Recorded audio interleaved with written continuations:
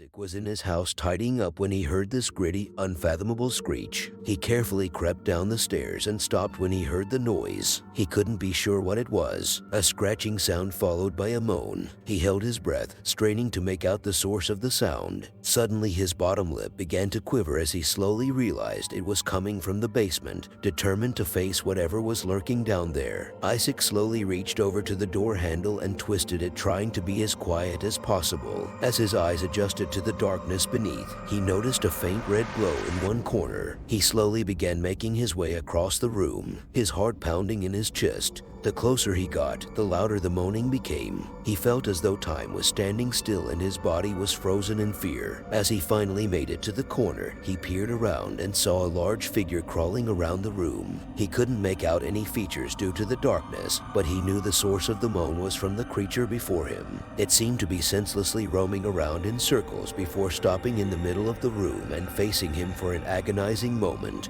The two were locked in an intense stare. Isaac was so frightened he couldn't move. Eventually, the creature quickly scurried away as if it was scared too. That's when Isaac finally made his escape, running upstairs and locking the door behind him. He never went back down there again, but he still heard the occasional scratching and screeching sound coming from down below. Every so often, the moaning comes back. To this day, he's still unsure of what he encountered down in the basement, but he never goes down there anymore.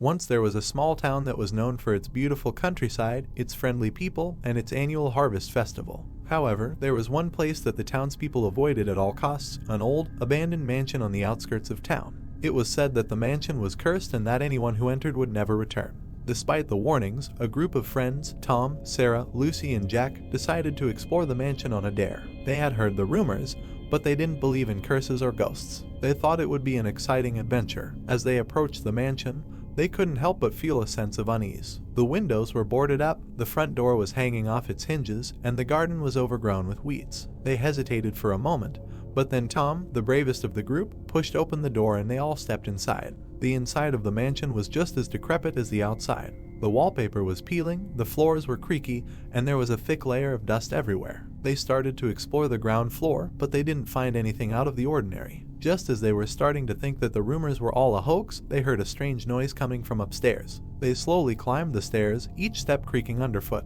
The noise grew louder and louder until they reached the top of the stairs. They found themselves in a long, dark corridor with several closed doors on either side. The noise was coming from behind one of the doors. Tom, being the bravest, slowly approached the door and opened it. Inside, they found a room that was in complete darkness. They couldn't see anything, but they could feel a cold breeze coming from inside. Suddenly, the room was filled with light and they could see that it was empty. They quickly realized that the noise was coming from the room next door. They opened the door and found a room that was in complete disarray. The furniture was broken, the wallpaper was torn, and there were strange symbols and writing on the walls. In the middle of the room, there was a large circle drawn on the floor. The circle was made of salt, and in the center of it, there was a strange object. It was a small, black orb that seemed to be pulsing with an eerie light. Sarah, the curious one, picked up the orb and held it in her hand. As soon as she touched it, the room began to shake and the symbols on the walls began to glow. Suddenly, they were all thrown back as the room was filled with a bright light. When they came to, they found themselves in a completely different room. It was a grand, ornate room with a fireplace and a large chandelier hanging from the ceiling. The room was filled with people dressed in old-fashioned clothes. The people in the room were staring at them in shock, as if they had never seen outsiders before. Tom, Sarah, Lucy, and Jack quickly realized that they had somehow been transported back in time. They tried to leave the room, but the door was locked. They were trapped. The people in the room began to ask them questions, but the friends couldn't understand what they were saying. They soon realized that the people were speaking a language that they didn't know. Just as they were starting to feel hopeless, a door opened and a woman entered the room. She was dressed in a long, flowing gown and she had a kind face. She walked over to them and smiled. The woman spoke to them in perfect English and told them everything would be all right. The friends asked what had happened. The woman stared back as if she knew everything. She looked at us with an emotionless gaze. We weren't sure what to say or do. The woman then asked us to come with her and she explained that this scenario had occurred before. We were shocked to learn this, but it seemed like the woman was our only hope back in the present time. She stood us all in a circle, and she chanted some strange words and held a similar orb in her hand that we had found in the room earlier. Soon, we were transported back to another dimension, and there were lights flashing everywhere. We were all scared. However, when we opened our eyes, we found ourselves back in the same old house we had entered in earlier. We ran out without looking back. We all promised never to speak of this incident again. To this day, my mind wanders about that unfortunate house. Once upon a time, in a small town nestled in the heart of the countryside, there lived a young girl named Caitlin. She was an innocent and carefree child, with a bright smile that could light up even the darkest of rooms. She lived with her parents in a cozy little house on the outskirts of town, surrounded by fields of wildflowers and tall, swaying grass. One day, while Caitlin was out playing in the fields with her friends, she was suddenly and violently snatched away by a group of ruthless kidnappers. They threw her into a van and drove off into the distance, leaving her friends and family behind in a state of utter shock and despair. The kidnappers took Caitlin to a remote and abandoned cabin deep in the woods, where they locked her in a small, dark room and left her alone. For days on end, she lay there in complete isolation.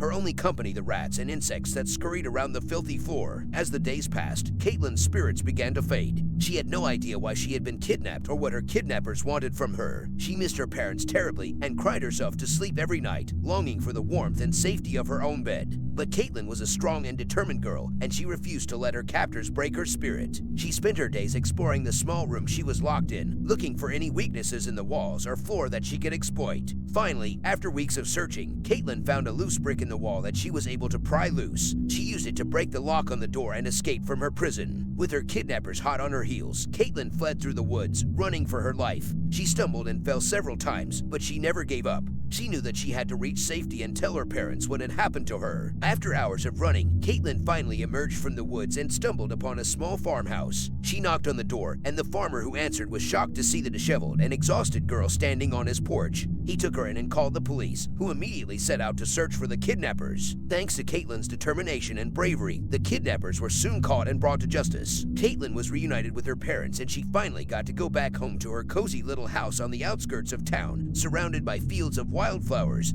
and tall, swaying grass. Though her experience was traumatic, Caitlin emerged from her ordeal stronger and more determined than ever before. She knew that she had proven to herself and to the world that she was capable of overcoming even the most difficult of challenges. She would never be afraid of the thought of kidnappers again. Once upon a time, in a small village nestled in the heart of the countryside, there lived a young girl named Emily. She was a curious and adventurous child, with a love for exploring the unknown. She lived with her parents in a cozy little cottage on the outskirts of the village, surrounded by dense woods and ancient ruins. One day, while exploring the woods, Emily stumbled upon a mysterious and ancient graveyard. The graveyard was overgrown with weeds and surrounded by a tall, wrought iron fence. Despite her parents warning her to stay away, Emily couldn't resist the pull of the unknown and sneaked into the graveyard at night to explore. As she walked among the headstones, Emily felt an eerie and unsettling presence watching her. She heard strange noises and whispering coming from behind the headstones, and the air around her grew colder and colder. Despite her growing fear, Emily pressed on, determined to uncover the secrets of the graveyard. She soon discovered that the graveyard was the final resting place of the villagers who had died in a terrible plague that had swept through the village centuries ago. As she read the inscriptions on the headstones, Emily felt a deep sense of sorrow for the lost souls who had been laid to rest in this lonely and forgotten place. But her sorrow soon turned to terror as she realized that she was not alone in the graveyard.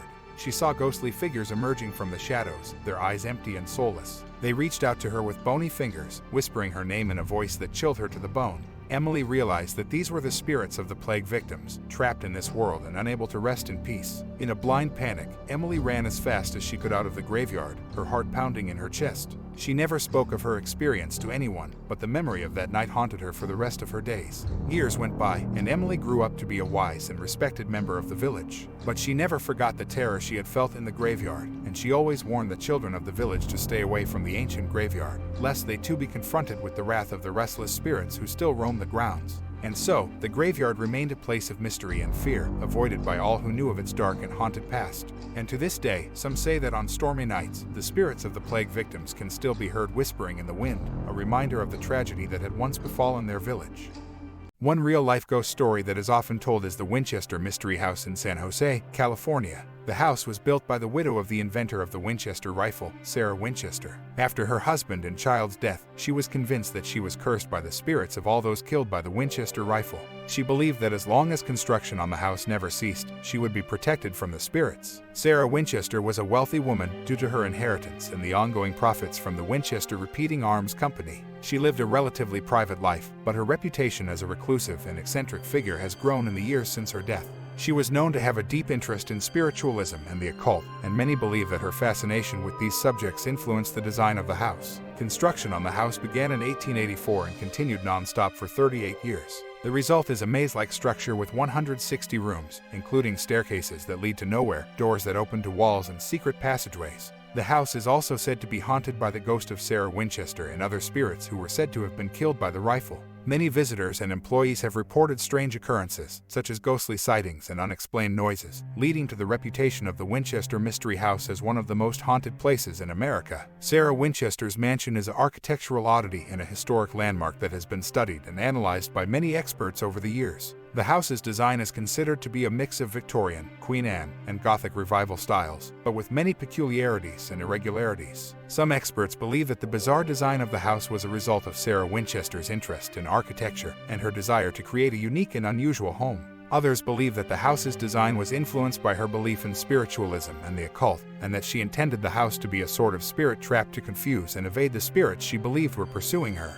It is also worth noting that the construction of the house was done in a piecemeal fashion, with many rooms being added, expanded, or changed over time. The construction was also done around the clock, which also contributed to the eccentricity of the house. It's worth mentioning that not all of the stories have been confirmed and some of them can be considered as urban legends, but it is still a place that many people visit to explore its history and possibly experience something paranormal. Sarah's deep interest in spiritualism and the occult may have influenced the design of the house. Some have suggested that the house was built as a sort of spirit trap to appease the spirits of those killed by the Winchester rifle, while others believe that Sarah was simply trying to confuse and evade the spirits that she believed were pursuing her. Her mansion is considered to be one of the most mysterious and bizarre houses in America. It has many architectural oddities and peculiarities, such as doors that open to blank walls, windows that look into other rooms, and staircases that lead to nowhere. The house also has many secret passageways, rooms that were sealed off or bricked up, and a seance room that Sarah used to communicate with the spirits. Many visitors and employees have reported strange occurrences such as ghostly sightings and unexplained noises, leading to the reputation of the Winchester Mystery House as one of the most haunted places in America. Many people believe that the house is still home to the spirit of Sarah Winchester and the spirits of those killed by the Winchester rifle.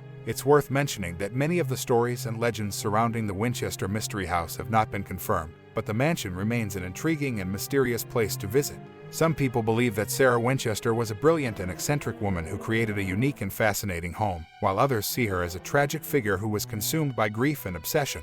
Sarah Winchester passed away in 1922 and the house was inherited by her niece. It was opened to the public as a museum in 1923 and is now a popular tourist attraction known as the Winchester Mystery House. Fact or fiction? I'll let you decide. Detective John Smith was called to investigate a murder at a local hotel. When he arrived on the scene, he found the body of a wealthy businessman named Robert Jenkins lying on the floor of his hotel room with a single gunshot wound to the head. The hotel staff reported that Jenkins had checked into the hotel alone and that he had been seen arguing with an unknown man in the hotel bar the night before. Jenkins' wife reported that her husband had received a number of threatening letters in the weeks leading up to his death, but she had no idea who could have sent them. Detective Smith immediately began to investigate the case, interviewing the hotel staff and other guests. He also searched Jenkins' room and found a note on the nightstand that read, "You should have kept your mouth shut." Detective John Smith, after the arrest of Jenkins' business partner, delved deeper into the investigation. He found out that the partner had also bribed some of the hotel staff to keep quiet about his presence at the hotel the night of the murder, and even paid off a member of the jury to ensure that he would be found not guilty. As the trial progressed, it became clear that the partner had not acted alone. He had the help of his mistress, Jenkins' wife, who had orchestrated the murder in order to inherit her husband's wealth and be free from him. The mistress had used her charm and manipulation skills to convince her lover to commit the murder and even provided him with the gun that was used in the crime. Smith had discovered that Jenkins had been involved in a controversial business deal that had caused a lot of animosity among his associates. He had been set to testify against one of his business partners in a fraud case, but now that he was dead, the case was in jeopardy. Smith also found out that Jenkins' wife had been having an affair with another man who had a strong motive to want Jenkins out of the way. As Smith delved deeper into the case, he found that several people had motives to kill Jenkins, but he couldn't find any concrete evidence to point to the killer. However, he didn't give up and kept on investigating. interviewing suspects and looking for new leads. Finally, after weeks of investigating, Smith was able to gather enough evidence to arrest Jenkins' business partner for the murder. It turned out that the partner had hired a hitman to kill Jenkins in order to prevent him from testifying and ruining his alibi. As the evidence piled up, both the partner and the mistress were found guilty of murder and were sentenced to life in prison. The case sent shockwaves throughout the community as it was revealed that the wealthy and respected businessman had been living a double life and had many enemies. It also highlighted the dangers of greed and the lengths that some people will go to in order to get what they want. Detective Smith was hailed as a hero for his relentless pursuit of the truth and his ability to bring the murderers to justice, but the case left him with a sense of unease. It reminded him that in the world of crime, nothing is ever as it seems, and that even the most seemingly perfect people can have dark secrets. The killer was arrested and brought to justice, but the case left a lot of questions unanswered, and it was a reminder that sometimes the truth is not as simple as it seems.